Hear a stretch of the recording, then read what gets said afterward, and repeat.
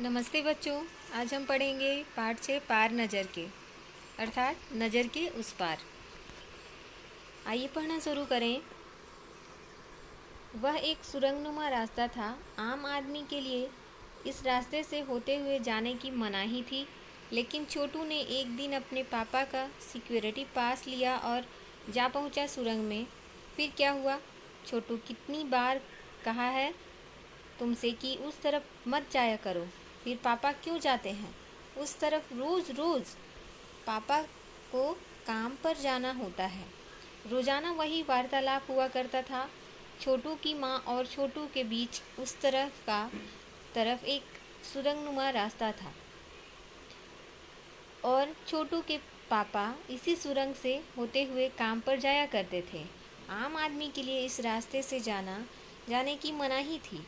चंद चुनिंदा लोग ही इस सुरंगनुमा रास्ते का इस्तेमाल कर सकते थे और छोटू के पापा उन्हीं चुनिंदा लोगों में से एक थे। आज छुट्टी थी और छोटू के पापा घर ही पर आराम फरमा रहे थे। नज़र बचाकर चोरी छुपे छोटू ने पापा का सिक्योरिटी पास हथियार ही लिया और चल दिया सुरंग की तरफ। वैसे तो उनकी पूरी कॉलोनी ही ज़मीन के नीचे बसी थी।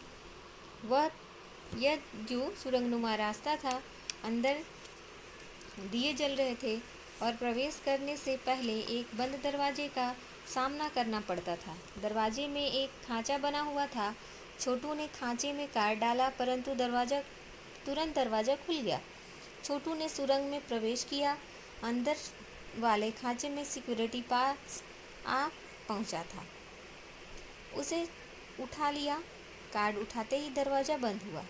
छोटू ने चारों तरफ नज़र दौड़ाई। सुरंगनुमा वह रास्ता ऊपर की तरफ जाता था, यानी ज़मीन के ऊपर का सफ़र कर आने का मौका मिल गया था। यहाँ पे लेखक का कहना है कि एक सुरंगनुमा रास्ता था और वो ज़मीन के ऊपर की तरफ जाता था और ज़मीन के नीचे छोटू और उनका पूरा परिवार रहता था। ज़मीन के नीचे छोटू का परिवार कहाँ रहता था? ज़मीन के नीचे रहता था। और ज़मीन के ऊपर जाने के लिए एक सुरंगनुमा रास्ते में एक सिक्योरिटी कार्ड लगाना पड़ता था, तब वो रास्ता खुलता था। छोटू के पापा रोज़ उस रास्ते से अपनी ड्यूटी करने जाते थे और बच्चे तो होते हैं जिज्ञासु। उसके मन में यह इच्छा थी कि पापा जब रोज़ वहाँ जाते हैं तो मैं क्यों नहीं जा सकता। एक दिन उसने चोरी से उस कार्ड को लिया और चल पड़ा उस रास्ते में देखने की आखिर है क्या चीज़। छोटू ने सिक्योरिटी कार्ड का इस्तेमाल करके उस सुरंग के रास्ते वह अंदर चला गया। छोटू की माँ हमेशा उसे डांटा करती थी कि तुम इस कार्ड को लिया मत करो, उस सुरंगनुमा रास्ते में जाने की कोशिश मत किया करो।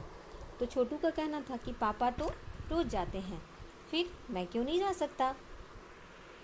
एक बार आखिर उसे यह मौका मिल ही गया, मगर कहाँ, मौका हाथ लगते ही फिसल गया।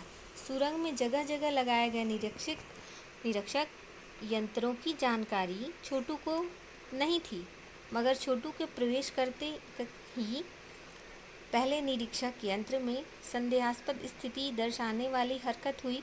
इतने छोटे कद का व्यक्ति सुरंग में कैसे आया? दूसरे निरीक्षक यंत्र ने तुरंत छोटू की तस्वीर खींच ली। किसी एक नियंत्रण केंद्र में इस तस्वीर की जांच की गई और खतरे की सूचना दी गई। जैसे ही छोटू जाता है उस सुरंग के अंदर, वहाँ पे कई निरीक्षक यंत्र लगे होते हैं और सब में कुछ न कुछ क्रियाएं होने लगती हैं। क्योंकि छोटू अनजान व्यक्ति था, वह पहले कभी उसके अंदर नहीं गया था, तो निरीक्षक यंत्र उसका निरीक्षण करने लगे। तो एक निरीक्षक यंत्र ने सोचा कि इतना छोटा कद का व्यक्ति इसके अंदर कैसे आ सकता है, तथा दूसरे निरीक्षक यंत्र ने छोटू की तस्वीर खींचकर किसी एक नियंत्रण केंद्र में यह तस्वीर भेज दी और जांच की गई कि कोई खतरे की बात तो नहीं है, या खतरे की सूचना दी गई कि कोई अनजान आदमी इस सुरंग में घुस आया है। इन सारी गतिविधियों से अनजान छोटू आगे बढ़ रहा था, तभी जाने कहाँ से सिपाही दौड़े चले आए, छोटू को पकड़कर वापस घर छोड़ आए। घर पर माँ छोटू का इंतज़ार कर रही थी। बस अब छोटू की खैरियत न थी। छोटू के पापा न होते तो छोटू का बचना मुश्किल था। क्या हुआ, इन सारी गतिविधियों से अनजान छोटू क्या है, आराम से आगे बढ़ते रहता है। लेकिन उधर से पुलिस सिपाही दौड़े आते हैं जो उस सुरंग के अंदर थे और वहाँ की देखरेख करते थे, और छोटू को पकड़कर उसके घर छोड़ आते हैं। क्या है, छोटू की माँ को बड़ा क्रोध आया, लेकिन छोटू के पापा ने उसे बचा लिया, वरना छोटू की आज खैरियत न थी। छोड़ो भी, मैं इसे समझा दूंगा सब, फिर वह ऐसी गलती कभी नहीं करेगा। पापा ने छोटू को बचा लिया। बोले, छोटू मैं जहाँ काम करता हूँ ना, वह क्षेत्र ज़मीन के ऊपर है। आम आदमी वहाँ नहीं जा सकता, क्योंकि वहाँ के माहौल में जी ही नहीं सकता। तो छोटू बोलता है, तो फिर आप कैसे जाते हैं वहाँ? छोटू का सवाल लाजमी था। मतलब छोटू के पापा समझाते हैं कि वहाँ आम आदमी नहीं जी सकता है, वहाँ आप ऊपर नहीं जा सकते हो ज़मीन के ऊपर। छोटू का सवाल था कि भाई मैं नहीं जा सकता, लेकिन आप कैसे चले जाते हैं? मैं वहाँ एक सूट पहनकर जाता हूँ। इस स्पेस सूट से मुझे ऑक्सीजन मिलता है, जिससे मैं सांस ले सकता हूँ।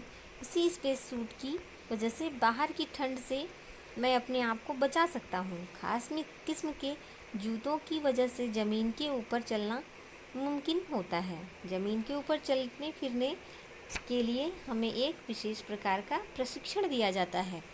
वे बोलते हैं कि मैं खास किस्म के सूट पहनकर जाता हूँ, वरना तो ज़मीन के ऊपर ठंडी बहुत है, इसलिए तुम्हारा वहाँ पे चलना क्या हो जाएगा, मुश्किल हो जाएगा। और उस स्पेस सूट से मुझे क्या मिलता है, ऑक्सीजन मिलता है, जिससे मैं सांस ले सकता हूँ और वहाँ की ठंड से अपने आप को बचा सकता हूँ। इस प्रकार मुझे विशेष प्रशिक्षण दिया गया है, ट्रेनिंग दी गई है, तभी मैं ज़मीन के ऊपर जा सकता हूँ। छोटू सुन रहा था। पापा आगे बताने लगे, एक समय था जब अपने मंगल ग्रह पर सभी लोग ज़मीन के ऊपर ही रहते थे, बगैर किसी तरह के यंत्रों की मदद के, बगैर किसी खास किस्म की पोशाक के। हमारे पुरखे ज़मीन के ऊपर रहा करते थे, लेकिन धीरे धीरे वातावरण में परिवर्तन आने लगा। कई तरह के जीव क्या है, धरती पर रहा करते थे। उनके पापा समझाते हैं कि हम क्या है, मंगल ग्रह के लोग। छोटू कहाँ रहता था? मंगल ग्रह पर। छोटू कहाँ रहता था? मंगल ग्रह पे वो रहते थे। उन लोग बोलते थे कि हम लोग सब ज़मीन के ऊपर ही रहते थे, लेकिन धीरे धीरे वातावरण में क्या आने लगा, परिवर्तन आने लगा, और कई तरह के जीव धरती पर वहाँ रहा करते थे साथ में। और ये परिवर्तन के साथ साथ क्या हुआ, सूर्य में भी परिवर्तन हुआ, और सूर्य से बहुत अधिक गर्मी निकलने लगी। इन्हीं तत्वों से जीव का पोषण होता था। जो रोशनी और उष्णता मिलती थी सूर्य से, वह उससे क्या होता था, वहाँ के जीव का पोषण होता था। लेकिन जब प्रकृति का संतुलन बिगड़ने लगा, पेड़ पौधे कटने लगे, जानवर नष्ट होने लगे, तो सूरज में भी परिवर्तन हुआ। इस प्रकार प्रकृति के बदले हुए रूप का सामना करने में वहाँ के पशु पक्षी क्या हो गए, असक्षम हो गए, या फिर वे उनका सामना नहीं कर पाए, और इस प्रकार वे नष्ट होते चले गए। प्रकृति संतुलन बिगड़ने के कारण सभी पेड़ पौधे और जीव नष्ट होते चले गए, और फिर छोटू के परिवार को ज़मीन के नीचे मंगल ग्रह पर आकर रहना पड़ा। ठीक इसी प्रकार अभी भी हमारे साथ हो रहा है कि हम पेड़ पौधों को नष्ट करते जा रहे हैं, जीव जंतु को नष्ट करते जा रहे हैं। प्रकृति संतुलन एक बार फिर बिगड़ेगा और धरती का पुनर्निर्माण होने की संभावना है। आपने सुना होगा कि लोग चांद पे ज़मीन खरीद रहे हैं। क्यों खरीद रहे हैं? ताकि जब धरती नष्ट हो जाए तो चांद पे अगर रहने की संभावना हो तो वहाँ रह सकते हैं हम। अपने तकनीकी ज्ञान के आधार पर हमने ज़मीन के नीचे अपना घर बना लिया। छोटू के परिवार ने क्या किया, ज़मीन के नीचे, और परिवार के साथ कई लोगों ने जो ज़मीन के ऊपर रहते थे, ज़मीन के नीचे उन्होंने अपना घर बना लिया, और विभिन्न यंत्र के सहारे से सूर्य शक्ति, सूरज की रोशनी और गर्मी का इस्तेमाल करते आ रहे हैं। उन्हीं यंत्रों के सहारे हम वहाँ ज़मीन के नीचे जी रहे हैं।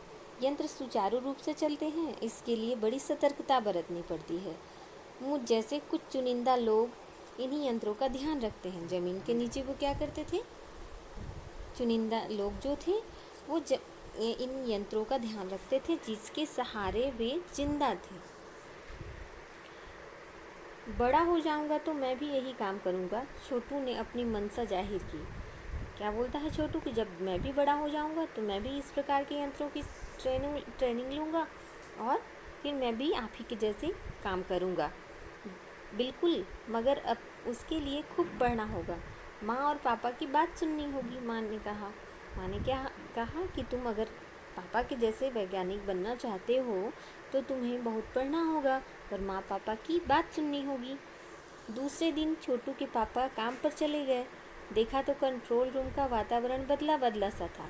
शिफ्ट ख़त्म कर घर जा रहे थे स्टाफ के प्रमुख ने टीवी स्क्रीन की आसमान तरफ इशारा किया। स्क्रीन पर एक बिंदु झलक रहा था।